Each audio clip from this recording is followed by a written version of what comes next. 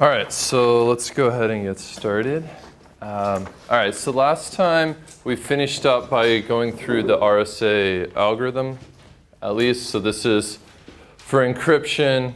This is what you do. You have to set up all these variables, and then you can encrypt your ciphertext by taking your message and raising it to your encryption key mod n, and then likewise you can decrypt it by then raising the ciphertext to the decryption key that you chose, such. All right, so I have stated that this works. However, I haven't shown you that it works.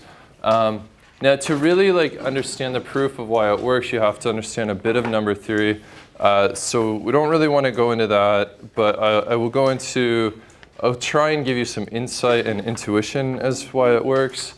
But to do that, before we look at that, let's just go through an example so that you know how to apply RSA.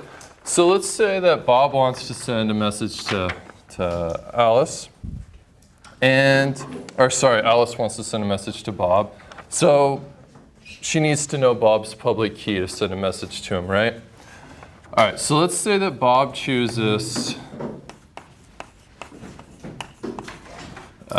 P is equal to 5 and Q is equal to 7 as his two primes.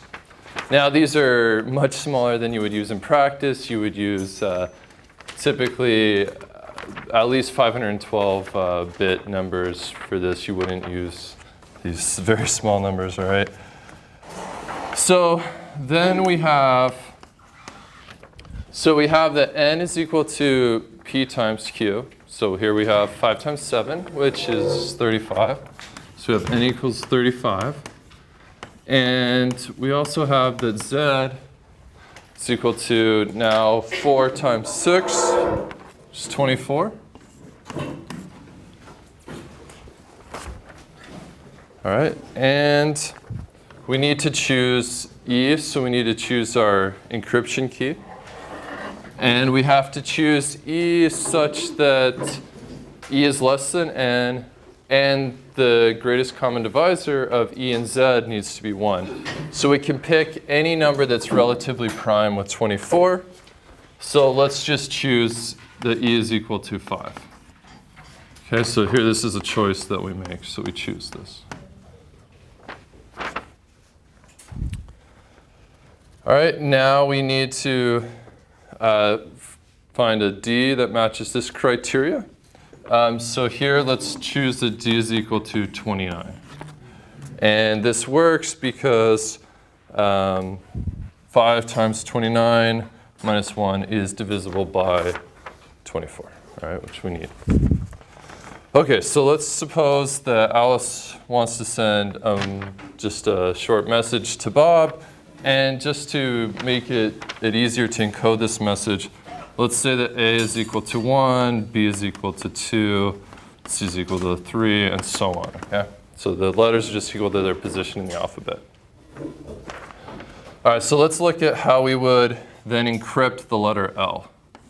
So we have an L, so M is equal to, let me not call it M, let's call it something like capital M. So our message is equal to the string L.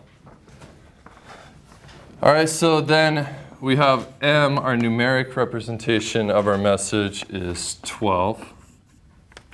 All right, because L is the 12th letter in the alphabet. And now to encrypt this, we need to compute our message raised to E and mod it by n. So for that, we have M raised to the E, which in this case, E is 5, so E is equal to 5. So M raised to the 5 is equal to a very large, well, it's not very large, but a reasonably large number. It's 248832. And then so now to get the ciphertext, we need to take this by mod n, which n in our case is 35. And this is equal to 17. Okay, so here we have that our ciphertext is equal to 17. Okay. Now on the other end, to decrypt it, so this was encryption. And now on the other side, we need to decrypt the message. And to do that, we just follow this step right here. So we take what we received. So we have that M is equal to our 17. And we need to raise that to D, which in our case is 29. Okay, so this is equal to a pretty large number. I'm not going to write out the whole thing. It's 4819, and then it's quite long. You can plug it in a calculator if you don't trust me. Now, and then we need to mod this by n again, which n was 35 in our case. 35. So now we apply that mod, and this is equal to 12, which we can now get the actual message out of that, which was the letter L. Okay, so are there any questions on that? So for the final exam, you should be able to apply this algorithm, all right? All right, so let's look at, why does RSA work?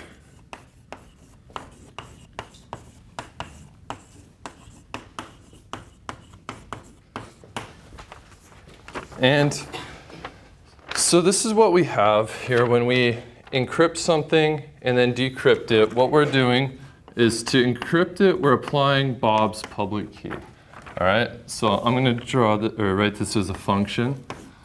So we have that we're applying Bob's public key, and then to decrypt it, we apply his private key. All right. So if we, based on RSA, we have that this is equal to our message raised to the E, because that's what the encryption stage does. It raises it to E. And then we have all this raised to our decryption key, because that's what decryption does, right? And we still have this mod N. Now we need to manipulate this, and in order to do that, we're going to use a theorem for number theory.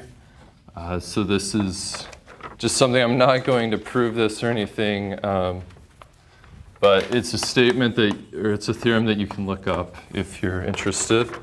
So if P and Q are prime,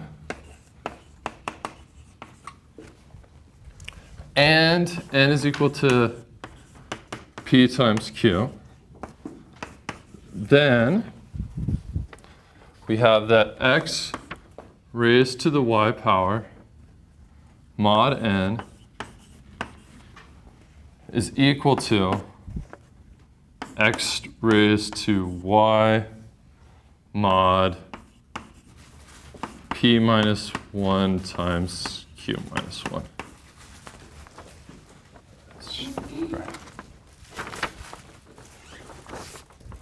So now that we have this theorem, we have an equation that looks like this. So we can apply this theorem. And so we can now say that this is equal to M raised to E times D. So sorry, I'm just going to make one quick optimization, is move this D down to there. Okay. So that's why we have E times D here. And we need to, based on the theorem, we need to mod this by P minus 1 times Q minus 1. And then again, here we have the whole thing is still mod N. Sorry, I'm running into my... Okay, and then this is equal to... All right, so let's think about it here. We defined, what do we define E times D to be? So we have here that E times D minus 1 is equivalent to 0 mod Z. All right, and what was Z equal to? Z is equal to P minus 1 times Q minus 1. So we're doing the same thing here, we just don't have that minus 1 here. But we can move equivalently here, we could say that this is equal to ED is equivalent to 1 mod Z. So we know that this exponent is equal to 1. So we have m to the 1 mod n. And I'll just write why this is true, so you have it in your notes. And this is because we have the E times D mod P minus 1 times Q minus 1 is equal to 1. And that's just by definition. Okay, well, if raising m to the 1 power is m, and then we define m such that it's, I didn't write it down, but we defined last time m such that it's less than n. So then we have this is equal to n. And this is since m is less than n.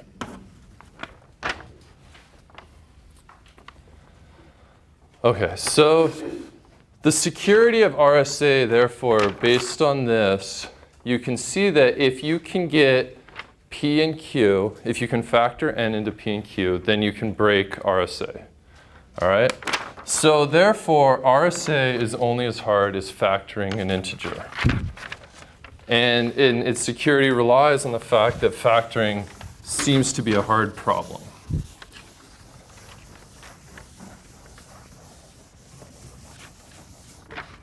Okay, so breaking RSA is as hard as factoring an integer.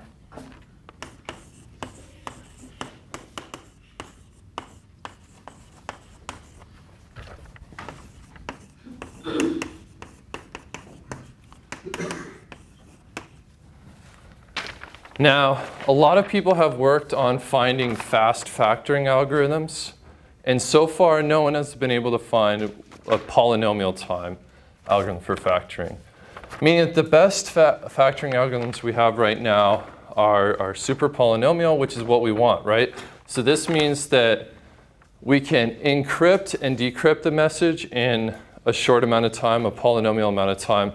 However, if we don't know the secret keys, breaking it requires an exponential amount of time. At least we think so. So one wrinkle is, this is, it's I guess just in theory right now, is that if we had quantum computers, they can actually factor integers very quickly. So they do have a polynomial time algorithm for factoring on quantum computers.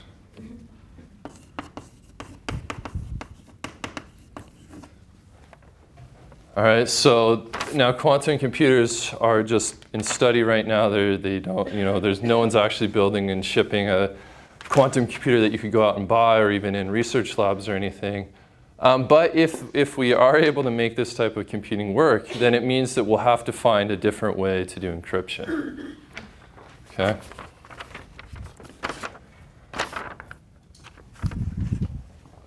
Okay, so let me just do one more thing here, is that in practice, we actually don't use RSA for all communication. And the reason why is that RSA is very, not very, but it's computationally expensive.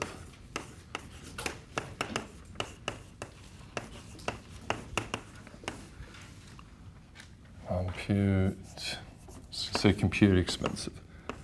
All right.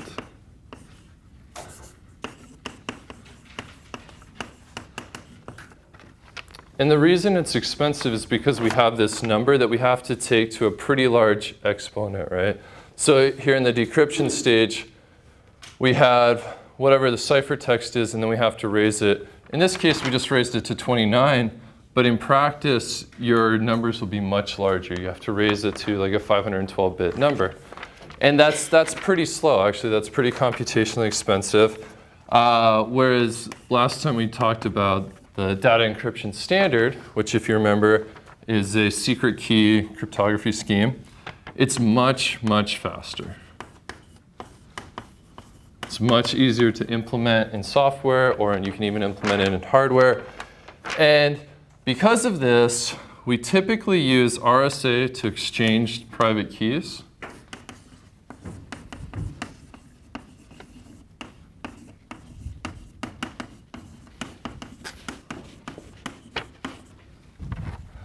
So we use RSA to exchange the keys, then we switch to DES.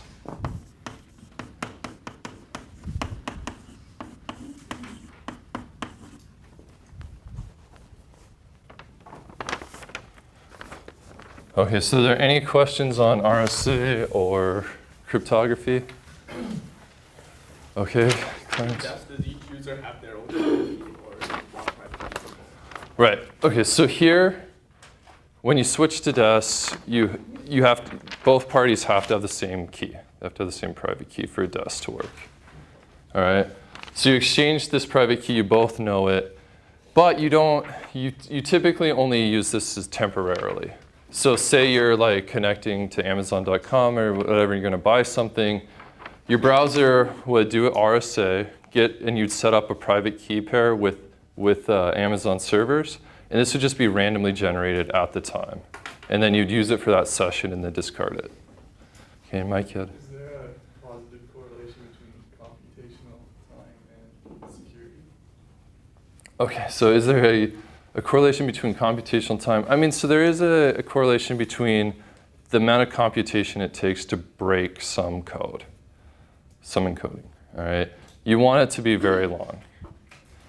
And the reason is just to make it harder. I mean, any encryption can be broken given enough time, but you want to make it take, like thousands of years for the attacker, for instance. Okay, even in between Bob and Alice, it takes longer for them to exchange a message. I'm not saying it's Right. So yeah, adding encryption will take longer for the two. Alice and Bob, it will take them extra overhead to exchange the message. All right. So there is some extra overhead in encryption. It's not free, but the trade-off is worth it that we now have privacy. Okay. All right. So let's move on to message integrity. And I'll just define the problem, and then we'll take a break.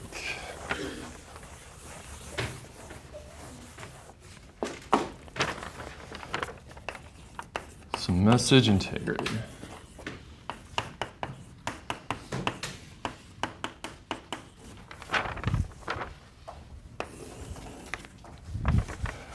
All right, so the idea behind message integrity is that we want to make sure that the message is actually from who it's supposed to be from, and that the message wasn't tampered with. So let me just write this down. So to authenticate a message,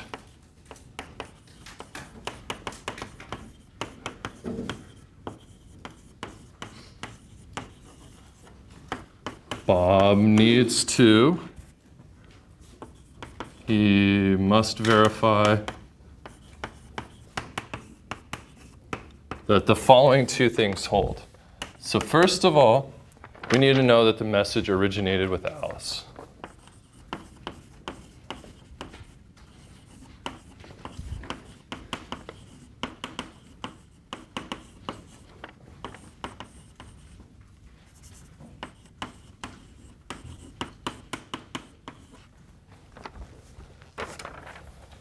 All right, so we want to make sure that it actually did come from Alice. And then second, we want to make sure the message wasn't tampered with.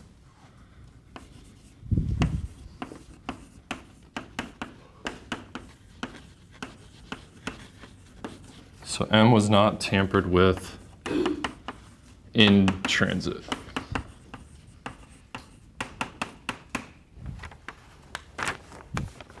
So if a message has these two properties, then it's said to have integrity. All right, so if message M has these properties,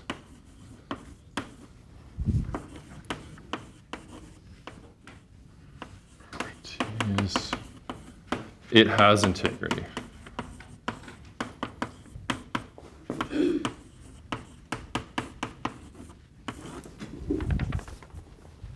Are there any questions about this definition so far? Okay, so let's take a quick break then and resume in a couple minutes. So now that you know the definition of message integrity, let's look at different protocols that can provide this. And I guess before I do that, let me just give you an example of why message integrity is important. So as one example, you learned about link state routing a couple weeks ago. Keshav talked about this. So you guys should know about things like OSPF and IS, and so on. So what happens in link state routing is that the routers broadcast their routes to all the other routers, right? And so we have this situation where this router is advertising paths or saying I can reach this destination. And so we could have a situation where we have an attacker where Trudy comes in and she disseminates false information. Let me just number these. She says to router 3 here, hey, I'm actually router 1, and you should send all your traffic destined for router 1, you should send it to me. And then she can go off and get all this traffic and do whatever nefarious things she wants to do, and that's a successful attack. So in order to prevent this in a routing protocol, we need to authenticate that, hey, this message actually did come from router 1. It didn't come from somebody posing to be router 1. And so one of the tools we're going to use to do this is called a cryptographic hash function.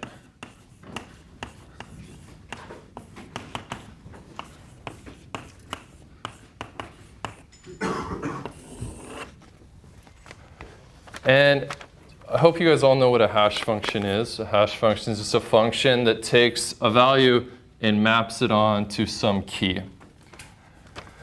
And this is a many-to-one function. It's not a one-to-one function necessarily. So a cryptographic hash function is a hash function with an additional special property. So it's a hash function with the following property.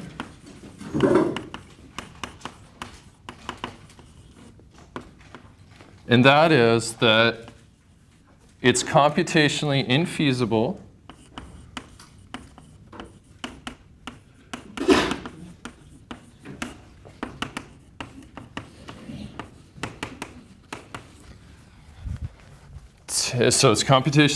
to find two different messages such that their hash keys are the same.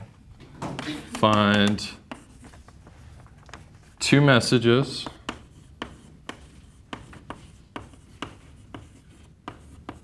let's call them X and Y, such that the hash of X is equal to the hash of Y. So the reason this is important is because hash functions are many-to-one functions, so we could have the case that these map to the same value. However, we want it to be, if you know what this value is, you want it to be very hard to go backwards. So it should be, last time I talked about these one-way functions, and so a cryptographic hash function is a similar idea. That if you know the value, you shouldn't be able to go backwards and find a different message that also matches that. And so these functions, I'm not going to go into how you design these functions or anything. These are designed by mathematicians. There's very, very deep math that goes into these things. There's people who spend their whole lives studying this. So in practice, we just use a couple different hash functions that were found by smart mathematicians. So one common one is MD5. So this is widely used cryptographic hash function. It's due to Ron Rivest, the same guy, same R in RSA. And then another common cryptographic hash function is SHA-1. So you may have seen these acronyms before.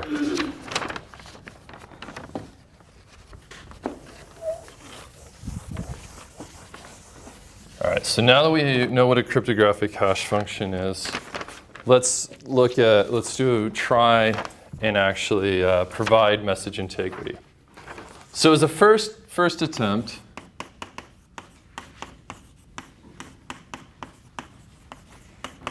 at providing integrity, message integrity,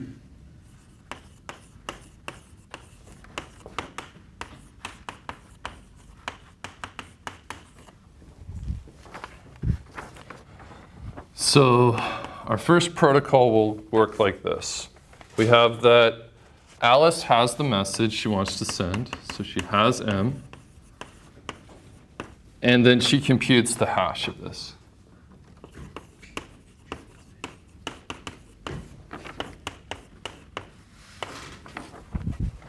And I'm just going to assume that this hash function she's using is some well-designed cryptographic hash function. All right, so now she'll send an extended message to Bob. So she sends M coupled with this hash of M to Bob.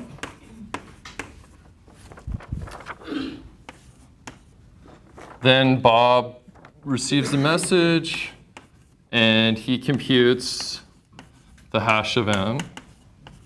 Because he's got M, so he computes hash of M. If this is equal to hash of what he computes is equal to what was received in the message, let's just denote this by H. It's equal to H. Then everything is fine.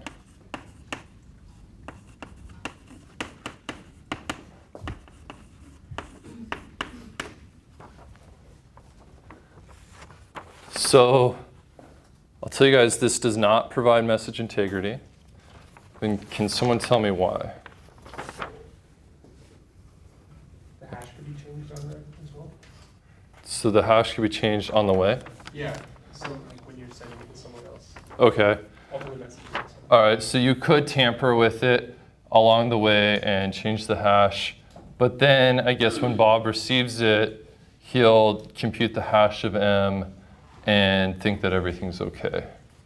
All right, so that's not a successful attack yet. Oh, That's with each of M. What was that? You can mess with each of M. So you could That gets you could change this. I guess you could change this to deny Bob ever sending anything through. Like if you change this, then the Bob would never think. Or sorry, you could deny Alice from sending anything to Bob if you always change this hash function. Okay, that's true. But there's actually a worse attack that could happen here. you could change M and the hash. Right, you could change M and the hash.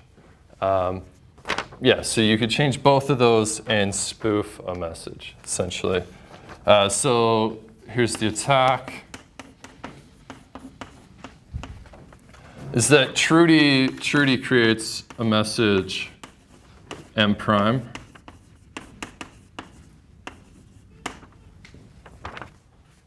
And then she sends Bob the M prime with the hash of M prime.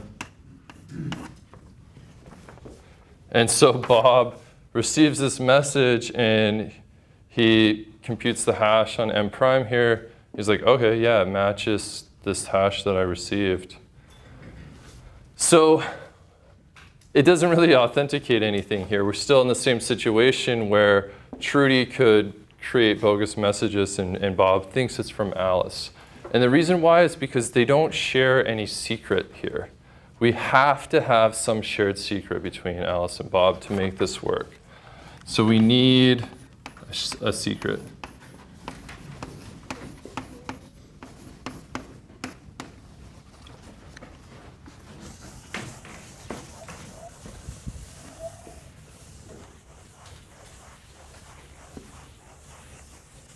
So how can we do that?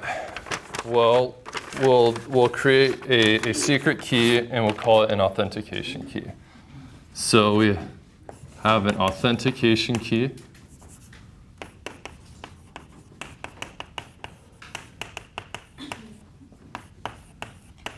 let's call it S. And now, since we have the shared secret, it's pretty easy. So our protocol goes like this, so integrity protocol.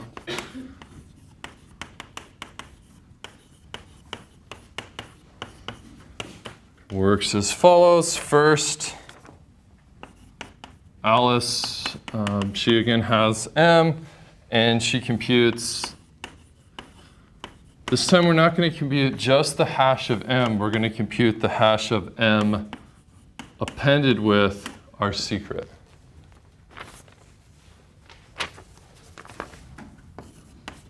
Then again, we send it to Bob. We send the extended message, we send him the message and the hash of our message plus the secret.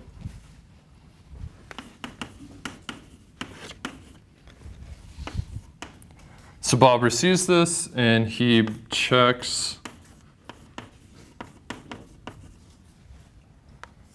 if the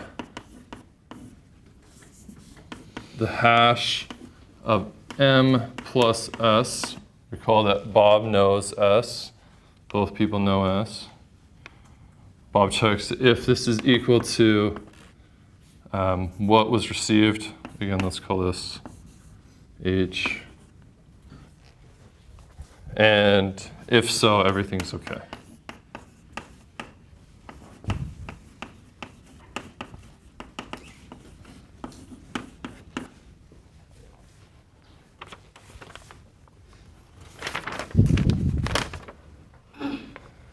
Now, this part, this hash of our message plus our secret, this is called a message authentication code.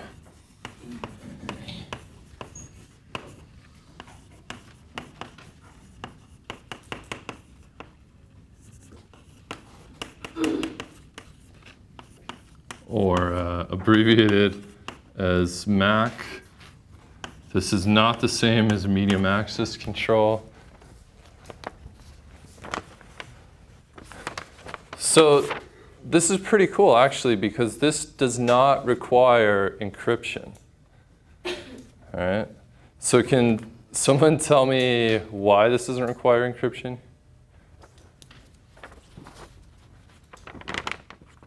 All right, so here's the thing. You could still tamper with M here, all right? So you could do some sort of denial of service attack where you always tamper with M and then the hash check will always fail. So I guess you could deny them the messages arriving. However, if you have the ability to do that, then you could also just drop packets. So even if it was encrypted, then you could still do this denial of service attack. But as long as we're not worried about M being read by anyone, then this provides integrity like we want because no one has access to S except for Alice and Bob, and S is required in order to check the integrity of this message. Right? Yeah. How did Alice and Bob both get S? So they would have to use public key crypto to exchange S as before. All right. So there are any more questions about this? I guess, so let me, so the one way they could use public key crypto and the other way, let's actually go over this, is with what's called a digital signature.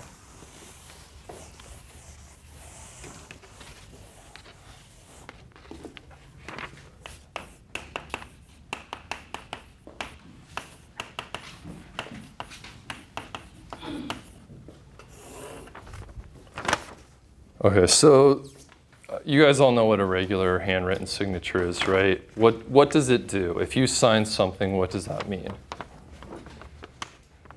Like if you sign a contract, it means that you agree to it and that your signature is unique, so it can be verified that it was actually you who signed it. So digital signature is exactly the same thing. It attests that an entity owns something, or agrees to its contents.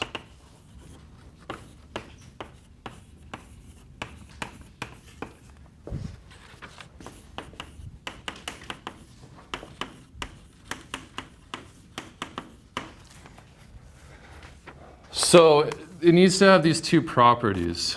It needs to be, one, it needs to be verifiable.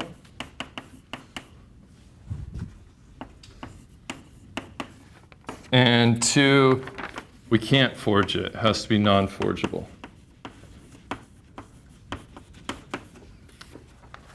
I mean, so it needs to have the same properties that a real-life signature has.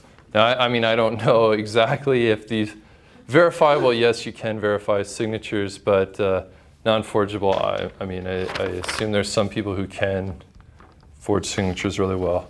So we would like something better than a handwritten signature. All right, and so Bob's signature must be unique.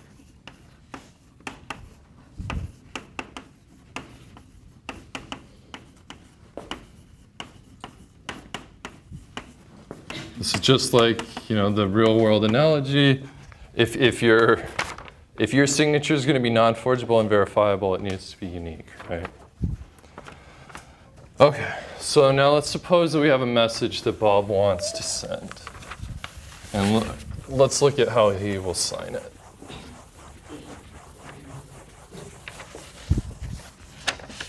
Yeah. Real quick, so why can you mess with M there without it being detected? Okay, if M is messed with, you will detect it. Okay, but you can always You can change M here, but it will be detected. Okay.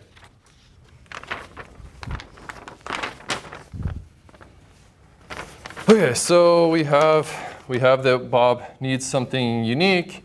And so what would be a good thing that's unique? Well, we just talked about private key crypto. And in private key crypto, we had these two unique numbers. We had P and Q, which were these unique primes that we generated everything else from. So in public key crypto, that gives us a nice thing to use as a signature. Yes, sorry, so we have public key crypto has unique private key and public key for each user.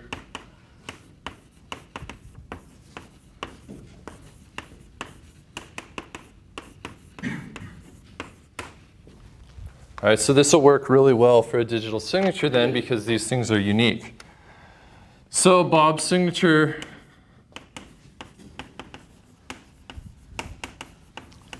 is then just his private key applied to the message. All right, so why is this a good idea? Well, if his public key is known,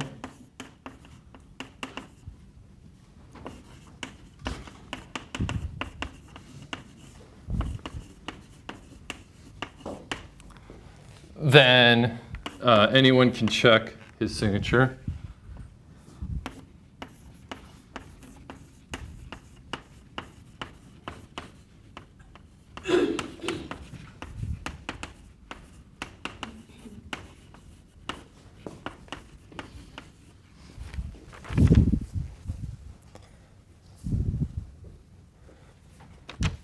Okay.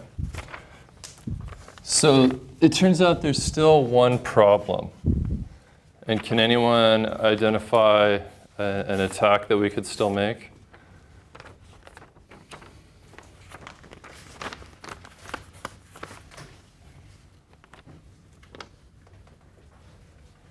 Clarence? Can't you figure out what the message is by knowing the public key? Okay, you could figure out what the message is, yeah.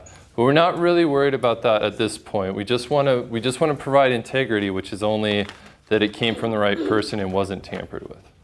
You can check his signature, can you copy it? Right. So if you can check his signature, you could copy his signature. I mean, you could at least. Okay, so sort of. I don't know if this is what you meant by it, but you could announce that this is someone else's public key or someone else's public key in their signature is your signature. All right, so an attack would be that Trudy, right, attack. Trudy announces Bob's public key as her public signature.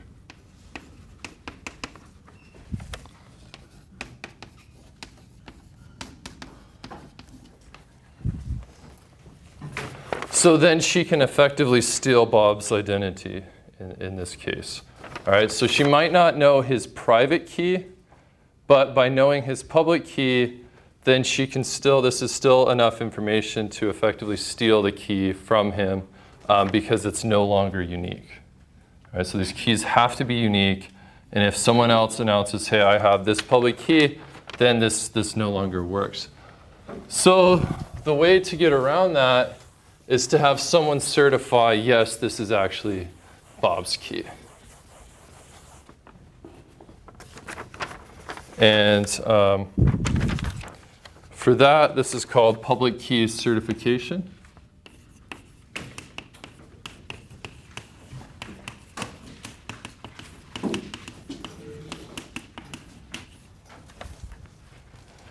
So what public key certification does is certifies that a public key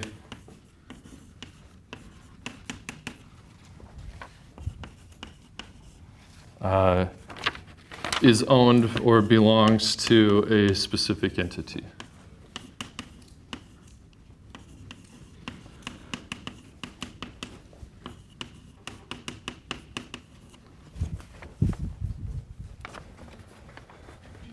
Okay, so for public key certification, we need some third party to do this certification.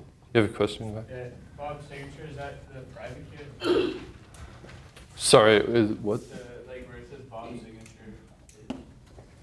Right, so his signature of a message, so his signature for is his private key applied to that message. And the reason it's his private key then is if you know that this is Bob's public key and that it really is his, it's like certified to be his public key, you can decrypt this message and check that it's equal to M and know that the message wasn't tampered with and that it is from Bob.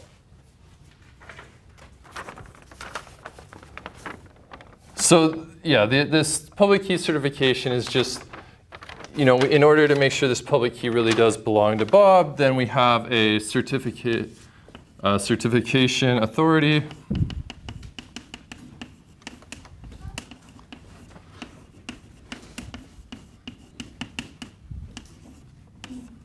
So I'll just abbreviate CA.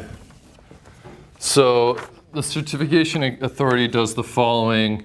One, it verifies that an entity is who it is, or who it says it is who it says it is. So this is when you're applying for a certificate. All right, so let me just explain this briefly, is that if I'm applying, I would like to have a digital signature, and so I want to apply for this public key certificate. So first of all, I have to apply to some certification authority. And usually these are commercial products, services offered by people. And so the first thing that they're going to do is verify that you really are who you say you are. Because if they're issuing a certificate and they don't check this first, then we've lost all integrity again, right? All right, so they'll actually, like, I don't know how they do this in practice, but potentially you have to like do mailing, use them like physical mail or a bank account or something to tie your identity to what you say it is. And then once they've done that, they issue a certificate that binds your public key to your identity.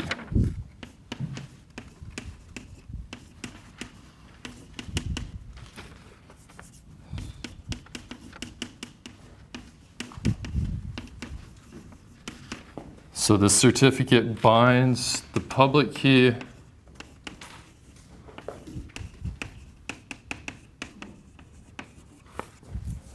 to the entity.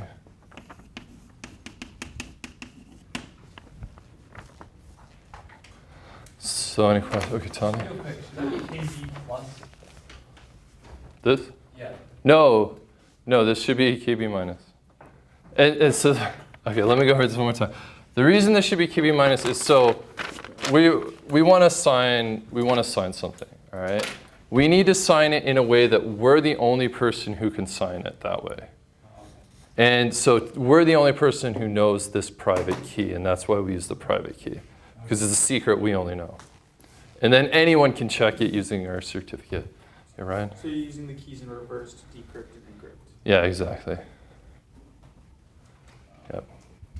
Yeah, so I guess that's why it's confusing people. Yeah, it's because we are using them in reverse. And it's just because of that nice property that we can apply the keys in any order to get the message out of it. All right, so one thing I mentioned it, but I didn't write anything down, is that these certification authorities are typically commercial companies. So there's commercial CAs that do this service.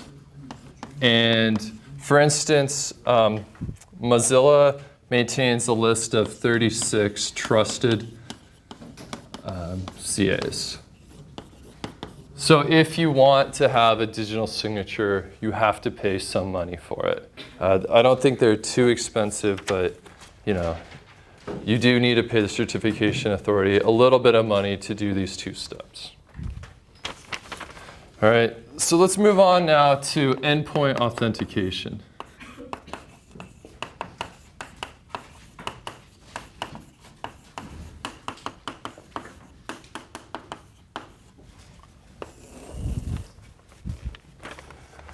And endpoint authentication, it solves a similar problem, but it's subtly different. Yeah, Haichi. I just have a quick question on the CAs. Isn't that the weakest link then? Because you can just be like, I'm a CA, and then Right. I'll just make my own digital. Okay, so that's really a good question. Is the CA the weakest link? Yeah, the CA is the weakest link. It has to be trusted, right? I mean, if the CA is, itself an attacker or is compromised by a hacker or something, Just happened. then Like one of the biggest ones just went like all their public keys were compromised. I don't know that, but okay, yeah. So it just happened, right? And I mean, so these things do happen, but there's no way to get around it. We have to trust someone, basically. Okay. So endpoint authentication is the process of proving your identity.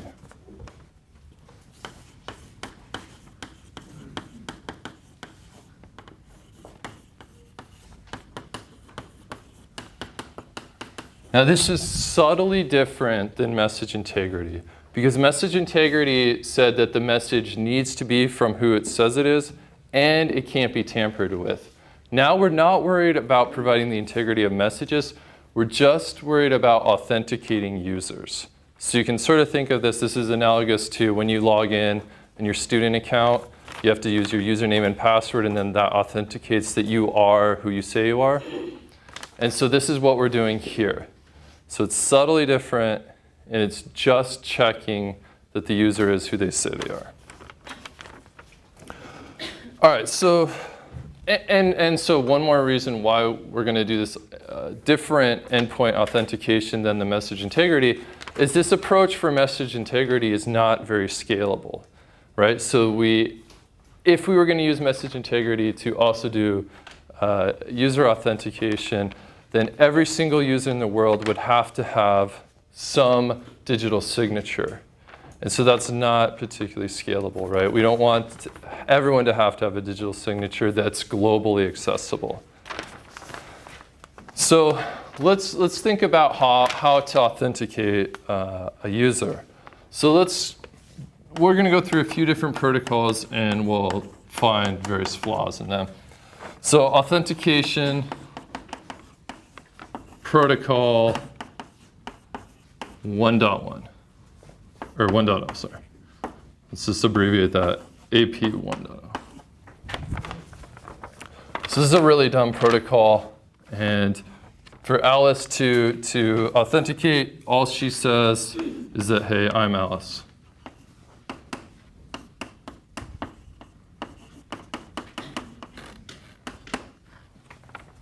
and that's it. So can someone tell me an attack on this? I hope so. I'm Alice too. All right, so Trudy says I'm Alice.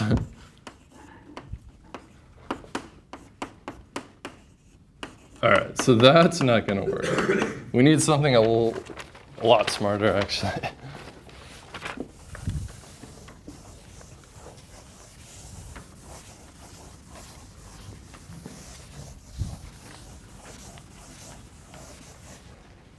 All right, so let's do Authentication Protocol 2.0 now. All right, so the reason that the first one was so easy to break is we had nothing unique to Alice associated with it. All right, we just had her username essentially. So we need a little more info. So let's say now here that Alice says, Alice authenticates by saying, I'm Alice.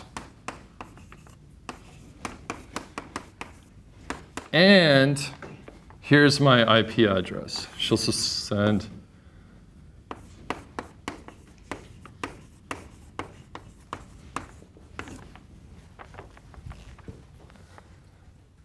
okay. So can someone tell me an attack for this protocol?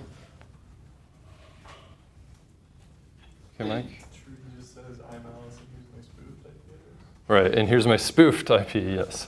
So Trudy spoofs Alice's IP.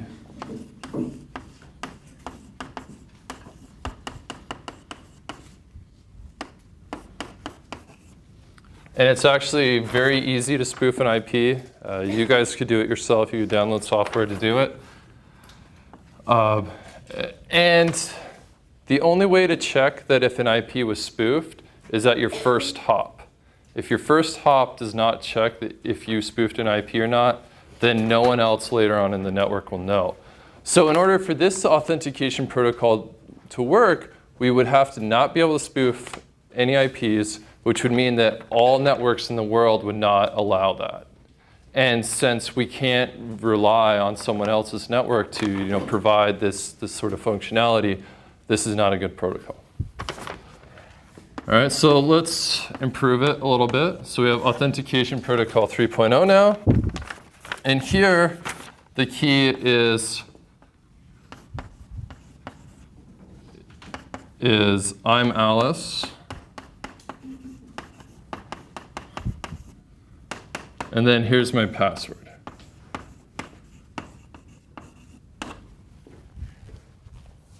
Okay, so can someone tell me an attack on this protocol?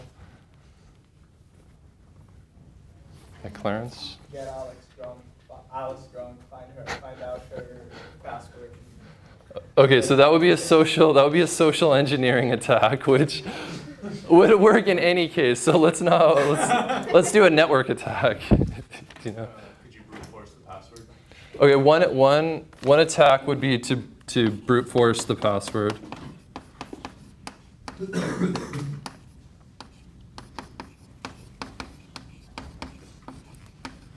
Now, hopefully, Bob would notice that if you're trying like login after login after login. Most servers, for instance, only give you a limited number of tries, right? So Dylan? Could you just packet sniff her password or just end the man in the middle? Exactly. So another attack would be to sniff the traffic that's on the network. For instance, if this is over a Wi-Fi network or something. And I never said that this password was encrypted. So you can just grab the password out, all right? So sniff network traffic.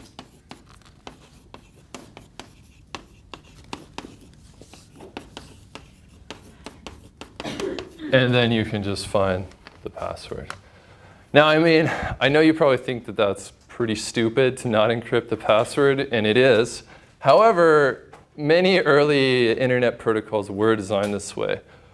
So you guys have all used SSH. Well, the precursor to SSH was called Telnet, and Telnet actually sent the password without any sort of password protection. And it sent the password without any sort of encryption. It just sent it in plain text. And even mail protocols until very recently, also sent their passwords in plain text.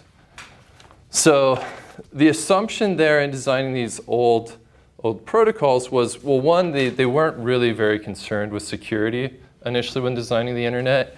And then two, they didn't think that people would be sniffing the traffic on the network. But that's so easy to do that people do it. So let's modify this to encrypt the password.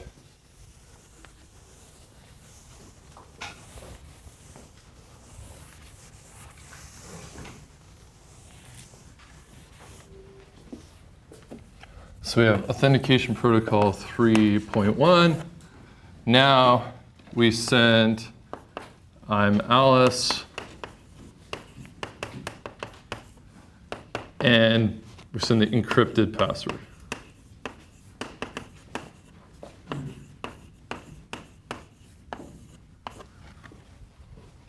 All right, so can someone tell me an attack on this protocol? So Dylan pretty much said it earlier, but can someone else tell me it? Yeah. You can implement like a hacking program on end host and try to get the password. Okay, so yeah, let's think of a way in the network to attack this. So let's assume you're like listening to all the network traffic. Is there an attack you do, Clarence? Like you said, you take whatever you're a middleman between Bob and Alice. You take whatever Alice said and then send back to Bob. Right, so we have Alice here is sending this message, Trudy's listening, and so then it goes to Bob. She can guess at the context and then be able to extract, like memorize this message. So she has some sort of tape recorder, she records the message,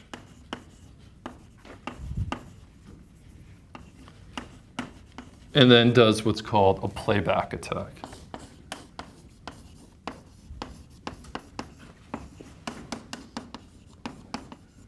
So she doesn't necessarily have to decrypt this password in order to still compromise the system. Because she has the encrypted version, if she knows what the encrypted thing is, then she can authenticate with Bob. So we need to improve this slightly. We're getting closer, but there's still that weakness of the playback attack.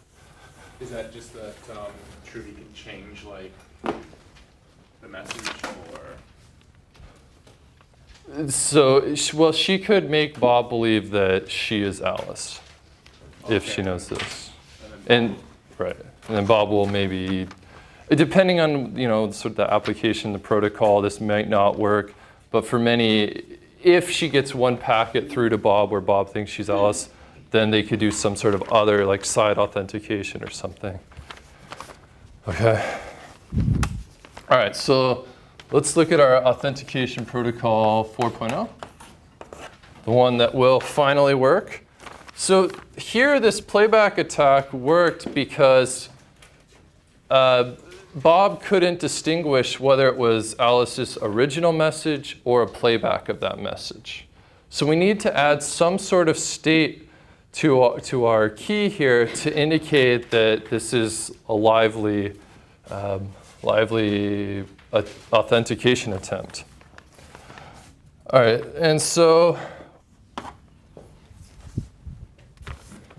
she's now encrypted this key using a shared secret key between Alice and Bob. And then finally, Bob decrypts. She sends the encrypted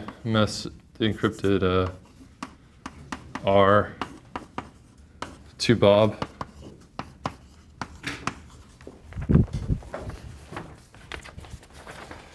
And then Bob decrypts the message.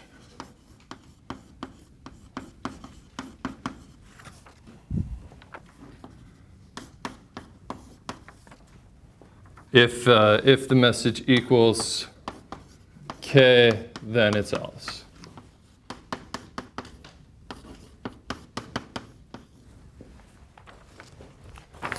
Okay, so again, you see that we need some sort of shared secret between Alice and Bob. Now they can set this up once. So typically the way that this is done in practice is your first login, the secret key is set up, and then you two know the secret key, and so then you use it from then on. What is K? K is the key. So here, let me label this. So K sub A, B is Alice and Bob's shared secret key.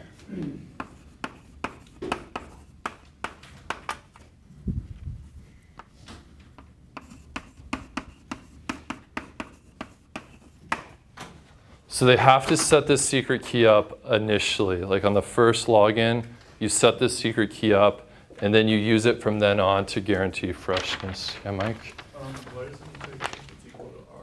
Yeah, that's what I thought. Oh, did I probably wrote the wrong. Oh, See if it equals. sorry. Okay, this is R. Thanks. All right, sorry. I thought you were talking about this K. My bad. Oh yeah. Any more questions on Access Protocol 4.0 or Authentication Protocol? Yeah, Haichi? So the first time you set it up, can you do an attack on the first time you set it up? You can't do that replay attack because this replay attack only works. You have to capture the message first, Okay. right? And then you have to replay it. Okay. So even if you capture that first message, then Bob and Alice have set up the, they then set up an encrypted connection, share this secret key, and you can't, so maybe you could record that secret key, but the way, I'm not going over specific protocol implementations, but the way they do it is they obscure that so you can't be sure that you're recording the secret key. Oh, okay. All right. So any more questions? Okay, so let's talk just a little bit about security in practice.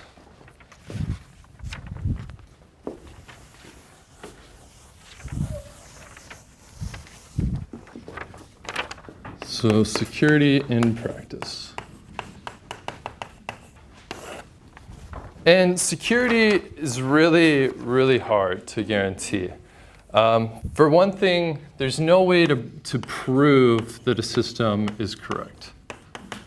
Is secure. All right, so you can't prove that your system is totally secure. You can maybe prove that portions of the code are secure, but typically that would be very small chunks, like only critical functions and so on, because it's extremely time-consuming and difficult to do. So, but what you can show is that known attacks don't work.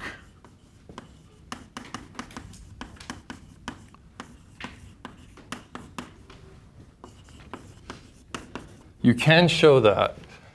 And so you essentially, if you're a security researcher and you're proposing a new protocol to provide some security functionality, then you can go through the list of all the attacks that are known in the literature and prove for each one, okay, this does not work on our system. This doesn't prove that your system is secure, but it's a good vote of confidence. Then the other way that we sort of show security, and this is the fundamental tenet of security, is that if no known attacks,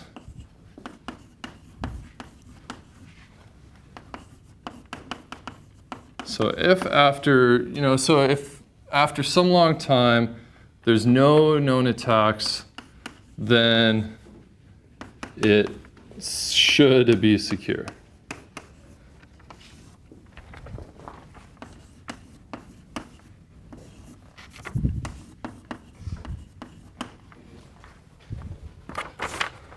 So basically, if you have a system, you deploy it, you run it for several years, and no one has hacked it, then you can be pretty sure your system's pretty secure. But you really don't know. There could be some bug that someone finds, and they find a way to exploit it. All right? And let's just go over, I guess before I do this, so there's this community of hackers, so people who do security are typically called hackers. hacker used to have this negative connotation, but it's sort of now used to also describe someone who does, like, who's good at programming and so on. But there's these white hat versus black hat hackers. So black hats, these are the criminals. These are the hackers who want to do, you know, nefarious things. They want to steal your bank account number and so on. White hats are security experts who try to hack things to find security holes to then fix them. All right, so these white hat guys, for instance, last time I talked about the Pentagon Tiger team, who they hacked into one of the Pentagon systems. Well, this Tiger team, they were Pentagon employees. So they were trying to hack their own system just to prove that it could be done and then fix those security holes. So these are the white hats. And you know, in many cases, a black hat hacker gets arrested or something, goes to jail and is reformed and then becomes a white hat hacker. Because they want, I guess, a job after they get out of prison. It's pretty hard to do otherwise.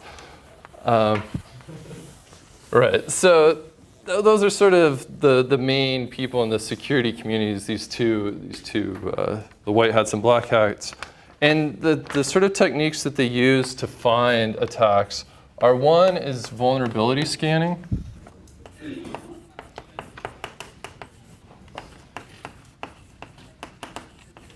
And what this does is, for instance, on a network, you go out and you probe each machine on the network and try and find open ports. So you say, like, oh, are you running a web server on port 80? And you go around to every single school computer in the school and you ping that and you say, can I get a web HTTP request fulfilled on port 80? And then if they are running a web server, there might be some known vulnerabilities to that web server. So for instance, if on your personal machine you're running Apache and you haven't done a good job of securing it, then a hacker could take advantage of that. Once they find the vulnerability, they could take advantage of that and compromise your machine. So that's one type. Another type is password cracking.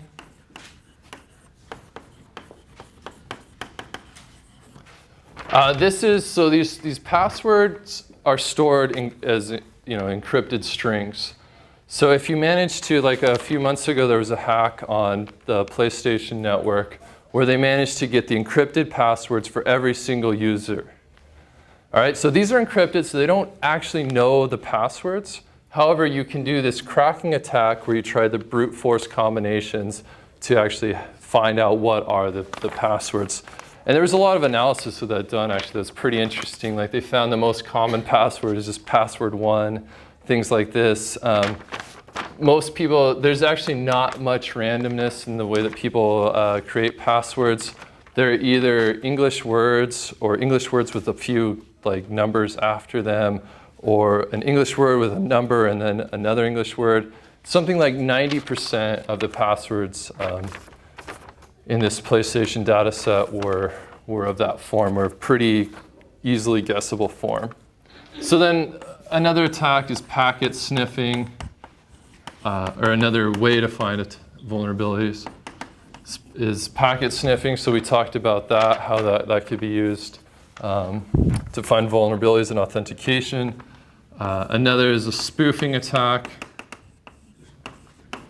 This is where you pretend to be someone else, as we talked about. Another common way to find vulnerabilities is using a thing called a rootkit. I don't really want to go into the details about that. So one of the most common ways, though, of hacking something is social engineering. And this is what the idea of get someone drunk so you can get their password. This is just social engineering. Or like last time I talked about the Pentagon Tiger team, they just faked a letter from the company that they bought the server from. They faked that letter and were able to get humans to do the work for them. So humans are typically the weak link in security. And then there's other ways. You can use Trojan horses, which are applications that sort of seem good but then have an attack hidden in them. Viruses. I'm sure you guys are familiar with worms. And then one other thing that someone brought up today is also a keylogger. So if you can compromise someone's machine, then you can install a keylogger and get all their passwords and all their information, so on.